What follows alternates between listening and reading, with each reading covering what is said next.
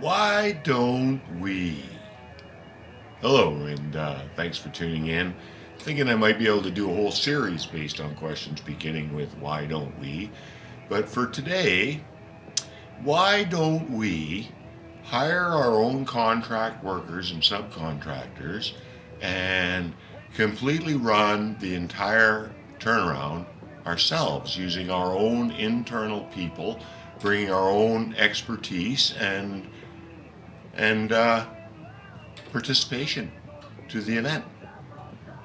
And you know what? That's a really good question. And B, I've heard that question a lot. I heard that question already years ago when this whole situation first started. And quite often, more often than not, when I hear some young operator or young pipe that are asking that question, I don't hear them getting an answer. And that's most likely because they're asking the wrong person. They're asking a team leader or a supervisor about something that has not been very widely communicated to the workforce. So for the record, you should ask, head of engineering or somebody at the top of the integrity totem pole, and they'll tell you why.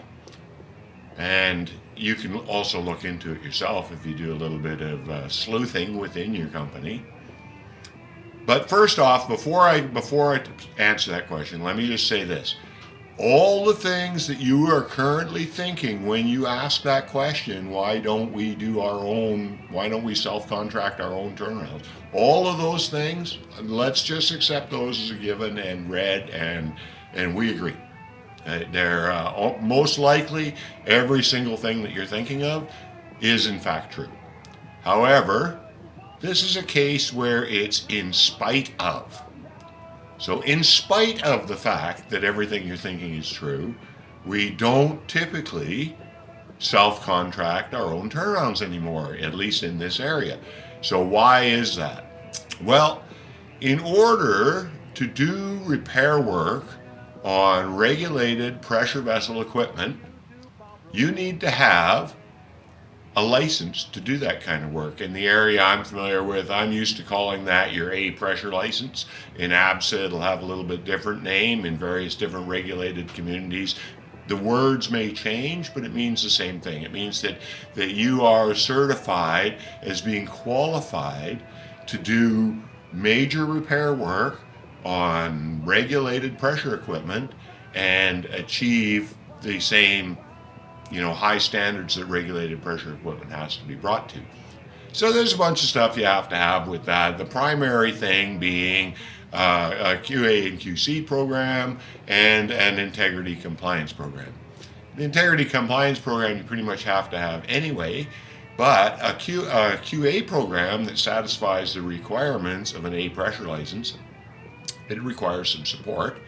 It's not that it's difficult to come up with. You wouldn't have to build it from scratch or anything, but it does have to be maintained. And I think that the most damning thing in the whole thing is that it requires headcount.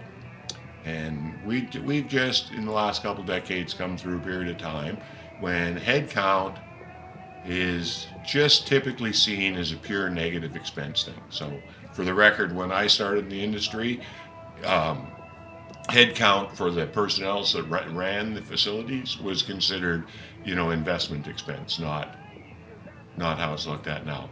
But anyway, if you drop your A pressure license, then you can also drop that maintenance of the license program. And there's some dollar value associated with it. You often hear people, it's $1 million a year to maintain, whatever it is, it's $1 million a year. And if you're now thinking, well, I bet I could save more than that if I was self-contracting, I agree, you probably could. But nonetheless, this is where we're at. So fun fact before I sign off, the fact, and you should go check at your facility whether or not you have this license or not, because the fun fact is, there's some pretty significant questions around tube fitting in facilities that do not maintain an A pressure license. Peace out. Thanks for listening.